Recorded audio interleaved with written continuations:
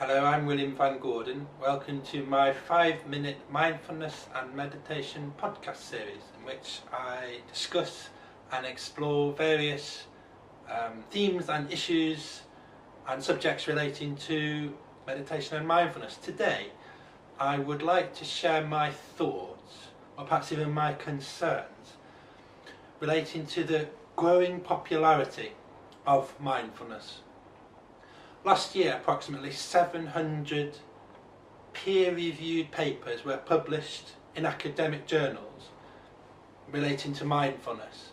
Now, when you consider that number of 700 is more than the entire number of papers on mindfulness or relating to mindfulness published between 1980 and 2000, then that gives you some idea of just how much academic interest into mindfulness has increased.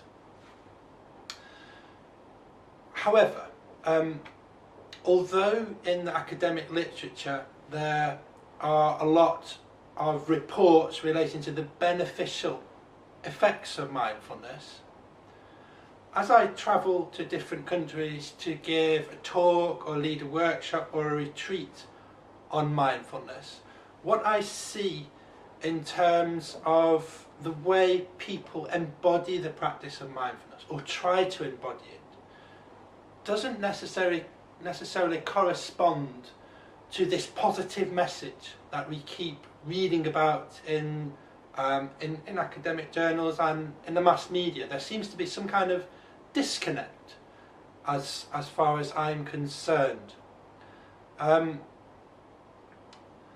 I think that happens because some individuals, when they try to practice mindfulness, they try too hard. They're trying to be too mindful, which means that kind of human element or a certain degree of that humanness, that human element is lost. People forget to be spontaneous sometimes. Sometimes they forget to be happy and joyful.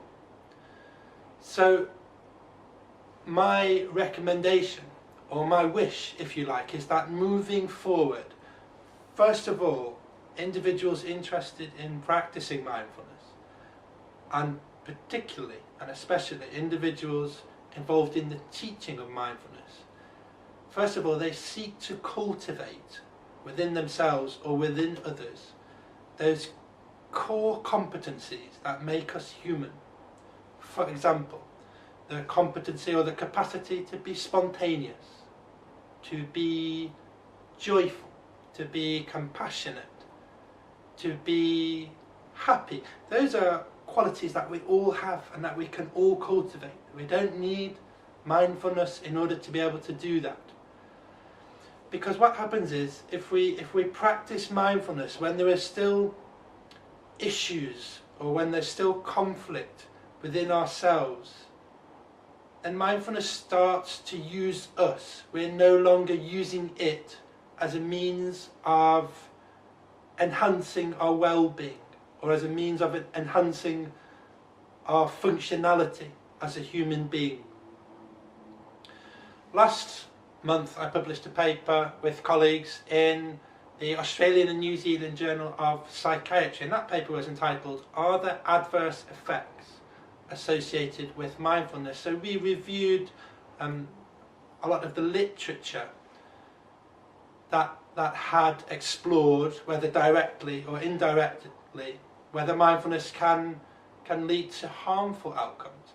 And what we reported, what we concluded, was that in essence mindfulness is safe. But that's where and when mindfulness is practiced and taught correctly.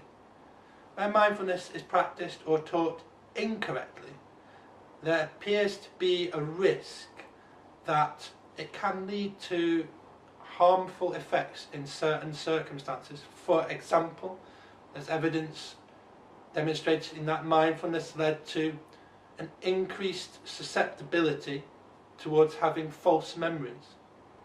There's evidence suggesting that mindfulness can reduce an individual's ability to know what reality they're in, to know whether this present moment here now is real or not real. There's some evidence suggesting that mindfulness could lead to mental health issues, even psychotic episodes, or that mindfulness could become addictive. So I think the growth of popularity surrounding mindfulness is a good thing. I think many people can benefit because of this practice. But we as an academic community, as a healthcare community, as a community of mindfulness practitioners, I think need to be aware of these potential issues and need to be honest with ourselves when we practice mindfulness. We need to be natural. We need to use mindfulness and not let it use us. We need to work in harmony with mindfulness.